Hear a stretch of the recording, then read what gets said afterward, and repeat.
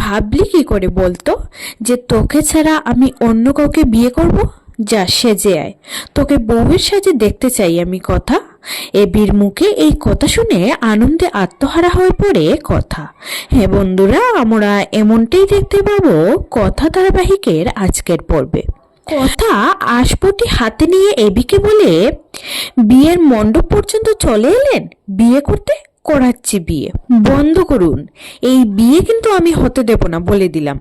তখন এবি বলে, তুই কে এটা বলার? তুই তো আমায় ছেড়ে চলে গেছিলি, আমায় মুক্তি দিয়ে চলে গেছিলি ডিভোর্স পেপারে সাইন করে। টেকনিক্যালি আমি এখন সিঙ্গেল। এই কথাটা শুনে কথা বলে, ওই কাগজগুলোই সব হলো পাচক মশাই? আচ্ছা পাচক মশাই, আমার কি একটা সুযোগ পাওয়া উচিত ছিল না বলুন তো? আমি কি পারতাম না মায়ের পছন্দ করা মেয়ে হয়ে উঠতে?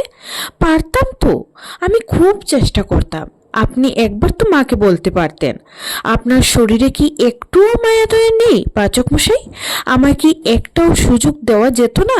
আপনি কেন বুঝতে পারছেন না আমি আপনাকে ছাড়া বাঁচবো না? এই কথাটা শুনে এবি বলে, আমায় ছাড়া বাঁচবি না?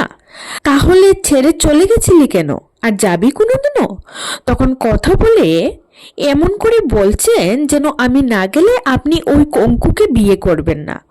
তখনই প্রত্যয় কান্নার অভিনয় করে, যা শুনে কথা বলে, পাচক মশাইয়ের অমঙ্গল হলে না আমি ওকে ছাড়বো না বলে ঘুমটাটা উঠিয়ে বলে, প্রত্যয়দা তুমি?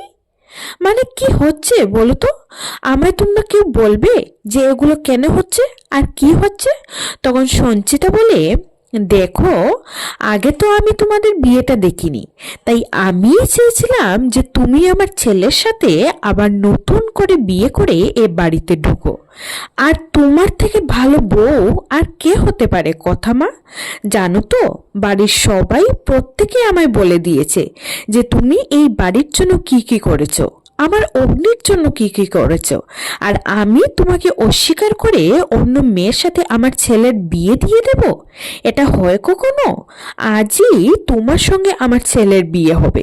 তখন এবি কথাকে বলে, তুই ভাবলি কি করে বলতো যে আমি তোকে ছাড়া অন্য কাউকে বিয়ে করব, যেখানে আমারও তোকে পছন্দ আর মায়েরও তোকে পছন্দ?